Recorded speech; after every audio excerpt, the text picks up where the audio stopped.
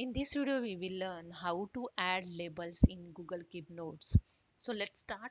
This is my Google Keep. Here you can see I have already so many notes, and in menu you can see I already created two labels. But in labels not have any notes. So I'm going to add the notes in labels. So let's start how it's done. In notes, you can keep cursor on notes. You can see here the three dots in more option. Just click on it, and here you get the second option, add labels. Just click on it, and you get the label list.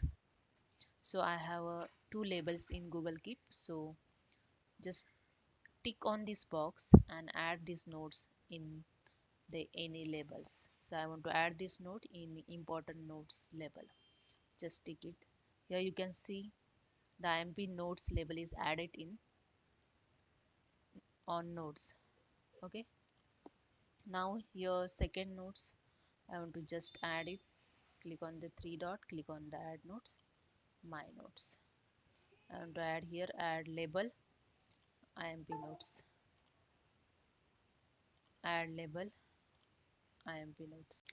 Now you can check in your labels, have some notes in every labels, because I added the notes in labels.